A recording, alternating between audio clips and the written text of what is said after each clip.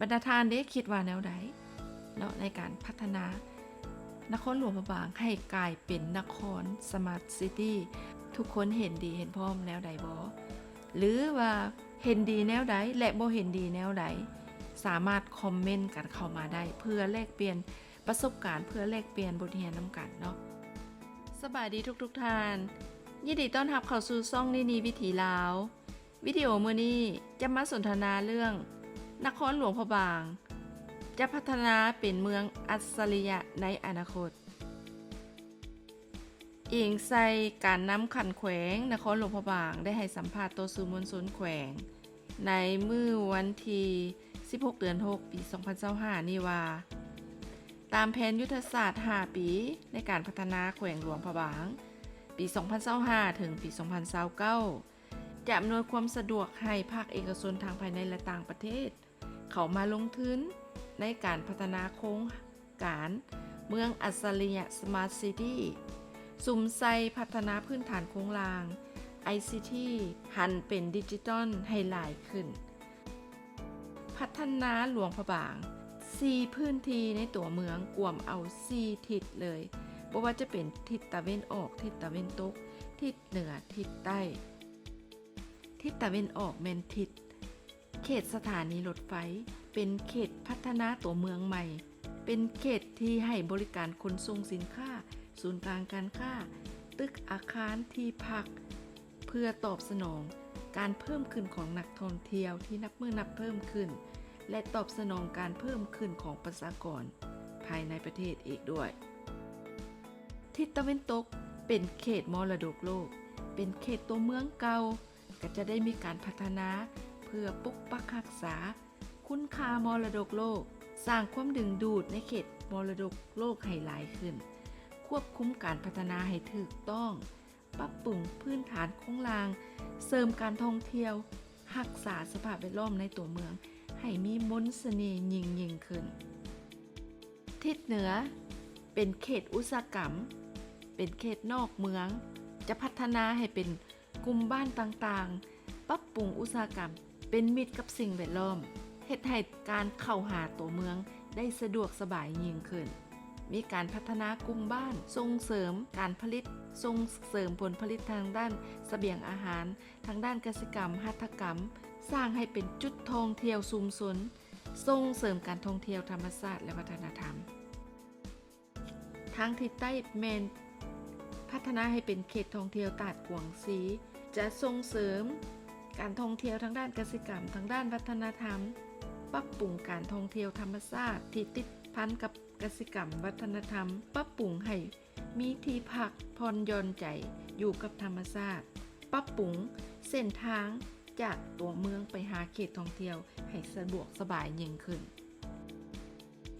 นั่นก็คือการวางแผนพัฒนาใน4ทิศนอกจากนั้นการนำของนครหลวงพระบางก็ยังแถลงต่อสื่อมวลชนให้ฮู้ตื่มอีกว่าจะสร้าง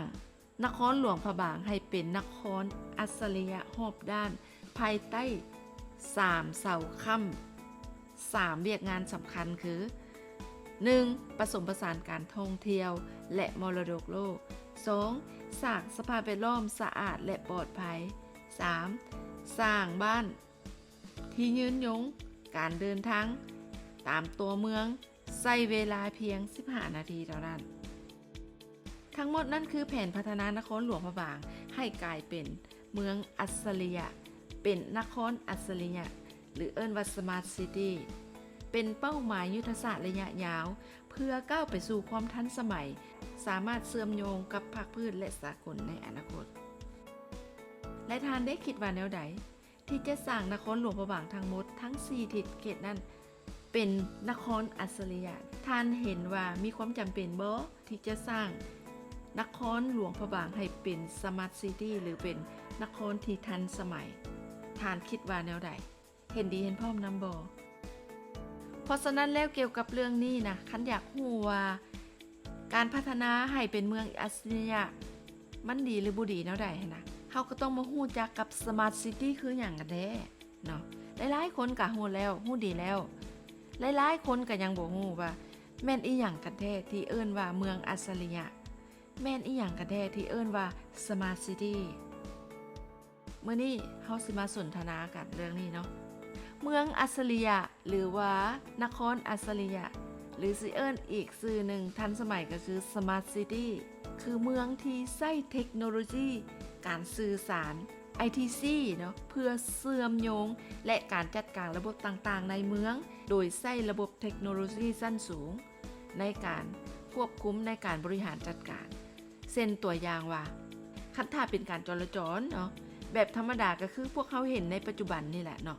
แต่ว่าถ้าเป็นการจราจรแบบเมืองอัศริยะมันจะแตกต่างไปเลยก็คือเส้นว่าไฟจราจรเนี่ยแม้นจะปรับไปตามสภาพความเป็นจริงใช้เทคโนโลยีในการปรับไปตามสภาพความเป็นจริงคือให้เจ้าเดินทางไปแบบบ่มีสะดุดเลยอันนี้คือความแตกต่างของคำว่าอัศริยะนอกจากนั้นก็ยังมีการใช้พลังงานอัศริยะโดยใช้พลังงานจากแสงอาทิตย์การบริหารจัดการขี้เหงื่อสิ่งแวดล้อมก็ต้องเป็นอัศริยะเนาะเช่นว่าทางขี้เหงื่อถ้าเมื่อมันเต็มมันจะต้องเตือนให้ฮู้โลดว่าเต็มแล้วขี้เหงื่อเต็มแล้วสินะแล้วก็มีเครื่องวัดแท่งมลพิษแบบ real time อีกอันนี้คือความแตกต่างเนาะคือปัจจุบันนี่แหละเนาะพวกเขาสมมุติว่าเมืองหลวงพระบางนี่เนาะในอนาคตนี่มันจะมีแขกคนนักท่องเที่ยวเข้ามานับมือนับหลายขึ้นคือในปัจจุบันนี่จะเฮ็ดให้ขี้เหงื่อนี่มันล้นเมืองล้นบ้านล้นเมืองแล้วเฮาสิเฮ็ดแนวใดถ้าเฮาบ่ใช้ระบบอัศริยะในการบริหารจัดการขี้เหงื่อนี่ปัญหาขี้เหงื่อนี่ก็เป็นปัญหาสำคัญจำเป็นที่จะต้องได้บริหารจัดการให้มันทันท่วงทีเนาะบ่แม่นว่ารอท่าจนฮอดมื้อหน้าจึงค่อยเก็บถ้าเป็นเมืองอัจฉริยะแล้วขี้เหงื่อนำมันจะเตือนให้ฮู้ทันทีว่าอยู่จุดใดมีขี้เหงื่อจะแจ้งเตือนทันทีให้ไปเก็บไปเมียนโลดความแตกต่างมันก็คือแบบนี้แหละเนาะ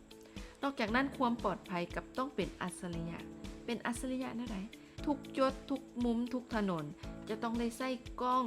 วงจรแบบ AI เนาะคือ AI นี่มันฉลาดเนาะบ่แม่นคือกล้องวงจรปิดทั่วไปที่จับไว้แล้วก็เจ้ามาอ่านเองมาเบิ่งเองแต่ถ้าเป็นกล้องอัจฉริยะ AI นี่ตั้งไว้แล้วถ้าเห็นสิ่งผิดปกติถ้าเห็นโจรเห็นผู้ร้ายเห็นอีหยังที่ผิดปกติกล้อง AI จะรายงานทันทีอันนี้คือความอัจฉริยะฉลาดและอันนี้คือ Smart City ฉะนั้นแล้ว Smart City บ่แม่นแต่ความทันสมัยเท่านั้นมันคือความฉลาดพอที่จะฮู้ว่าอันใดเป็นอันใดอันใดควรที่จะเปลี่ยนแปลงอันใดควรที่จะรักษาเพื่อพัฒนาคุณภาพชีวิตให้ดีกว่าเก่าตลอดเวลานี่คือความเอิ้นว่า Smart City เนาะ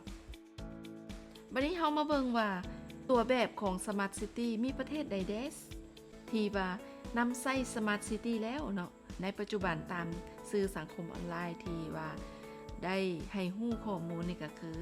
มี1ประเทศสิงคโปร์เนาะประเทศสิงคโปร์นี่เป็นต้นแบบของ Smart City ในอาเซียเลยเขาจะใช้เทคโนโลยีในการบริหารจัดการตัวเมืองทั้งระบบเลยเนาะตัวอย่างพวกเขาจะข้ามถนนแม่นบ่ก็ใช้ระบบการจราจรแบบ Smart City ผู้ใดทิ่มขี้เหงื่อมันก็จะมีระบบเทคโนโลยีแจ้งบอกเจ้าทิ่มขี้เหงื่อไปปุ๊บบ่ฮอด5นาทีเนาะตำรวจมาถึงเจ้าทันทีนี่คือระบบอัจฉริยะนั่นเองประเทศที่2คือประเทศเกาหลีใต้ใส่แล้วบลูบางตัวเมืองเช่นตัวเมืองซองโดปั๊บเป็นเมืองใหม่ Smart City แบบเต็มรูปแบบเนาะอยู่ทางเกาหลีใต้ประเทศที่3ก็คือประเทศญี่ปุ่นเนาะได้ใช้ระบบ Smart City ในการแจ้งเตือนภัยพิบัติต่างๆนะประเทศที่4ก็เนเธอร์แลนด์เมืองอัมสเตอร์ดัมก็ใช้ระบบพลังงานในการขนส่งอัจฉริยะจังซี่นะแล้วก็เมืองอื่นๆอีกในโลกนี้เขาเจ้าก็มีหลายประเทศมีหลายเมืองแล้วที่ใช้ระบบ Smart City เนาะประเทศแถบฝั่งยุโรปก็มีเมือง Smart City เส้นเดียวกันกับประเทศแถบเอเชียบ่แม่นเฉพาะแต่เอเชียเท่านั้นเนาะเมืองอัจฉริยะคือเมืองที่ใช้เทคโนโลยีดิจิทัลเพื่อบริหารจัดการเมืองอย่างมีประสิทธิภาพยกระดับคุณภาพชีวิตของประชาชนลดมลพิษและการใช้พลังงาน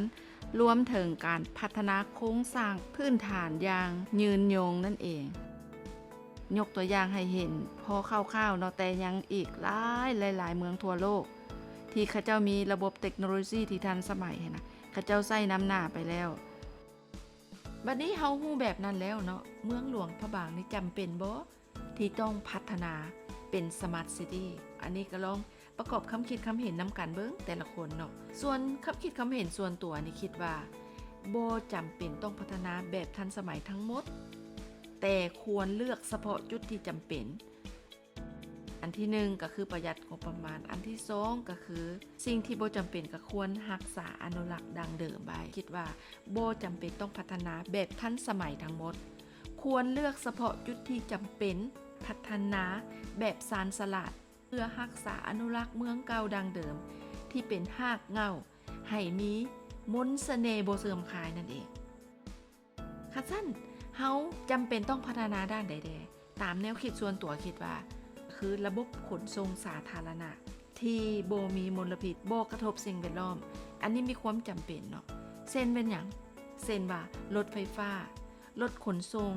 ผู้โดยสารหรือว่ารถประจำทางหรือรถบัส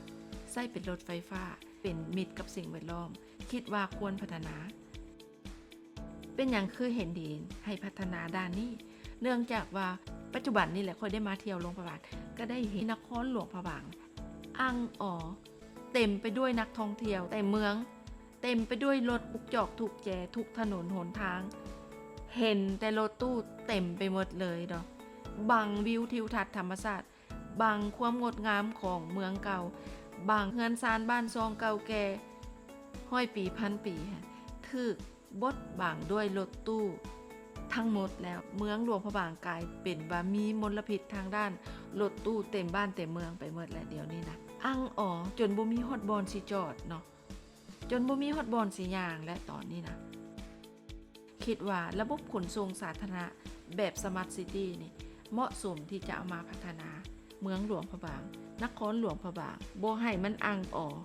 ใส่รถบัสหรือใส่เป็นสถานีขนส่งแบบเป็นมิตรกับสิ่งแวดล้อมนะจะเป็นการดีที่สุดบัดนี้อันที่2มันหยังระบบการจัดการนักท่องเที่ยวแบบอัจฉริยะจะสามารถจัดการนักท่องเที่ยวให้บ่แออัดเต็มบ้านเต็มเมืองหรือกระจุกตัวบอนใดบอนหนึ่งระบบอัจฉริยะนี่สามารถเฮ็ดได้สามารถกระจายนักท่องเที่ยวได้บ่ให้แออัดคือปัจจุบันนี้บ่สามารถจะคุ้มครองบ่สามารถจะบริหารจัดการนักท่องเที่ยวที่เข้ามาจำนวนหลวงหลายได้อันที่3ระบบการจำกัดขี้เหงื่อแบบอัจฉริยะรักษาสิ่งแวดล้อมที่ดีตลอดเวลานะ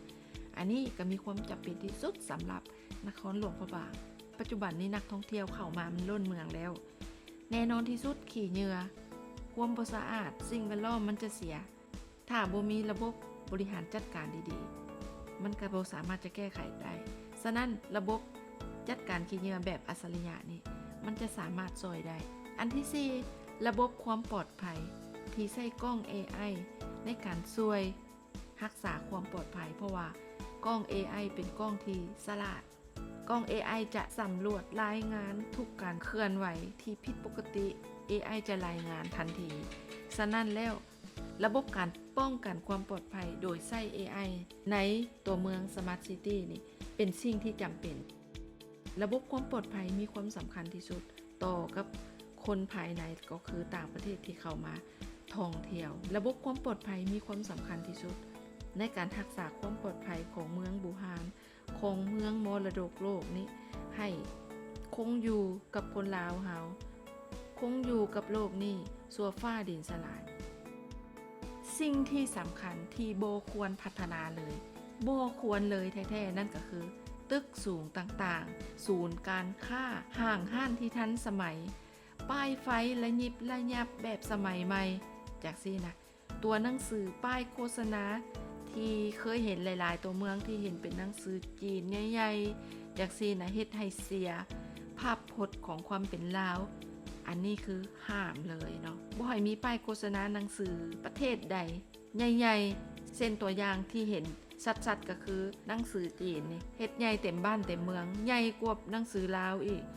ห้ามเลยเนาะห้ามเด็ดขาดเพราะว่ามันจะพาให้เสียวัฒนธรรมต้องให้มีเพียงแต่ภาษาลาวและภาษาสากลที่ใช้ทั่วโลกเท่านั้นจึงค่อยอนุญาตได้ ถ้าบ่ดังนั้นนี่ห้ามเด็ดขาดเลย สรุปแล้วเนาะแผนการแนวทาง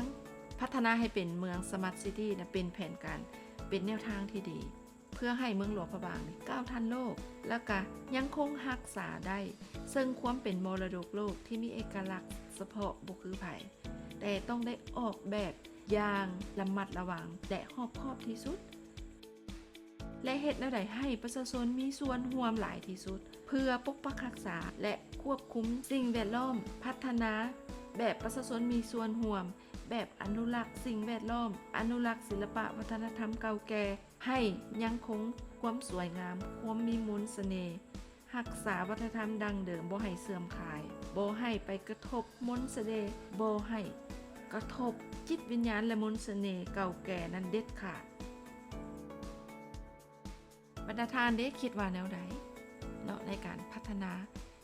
นครหลวงพระบางให้กลายเป็นนครสมาร์ทซิตี้ทุกคนเห็นดีเห็นพร้อมแนวใดบ่หรือว่าเห็นดีแนวใดและบ่เห็นดีแนวใดสามารถคอมเมนต์กันเข้ามาได้เพื่อแลกเปลี่ยนประสบการณ์เพื่อแลกเปลี่ยนบทเรียนนำกันเนาะขอบใจหลายๆทุกท่านที่ติดตามชมนินีวิถีลาวตั้งแต่ต้นตลอดไปถ้าท่านคิดว่าคลิปวิดีโอของนินีมีประโยชน์ก็อย่าลืมกดไลค์กดแชร์กด Subscribe เพื่อเป็นกำลังใจในการเฮ็ดคลิปดีๆแบบนี้ตลอดไปสำหรับคลิปนี้ก็ขอจบคลิปลงเพียงเท่านี้พบกันใหม่ในคลิปหน้าสำหรับคลิปนี้ต้องกล่าวคำว่าสบายดีขอบใจทุก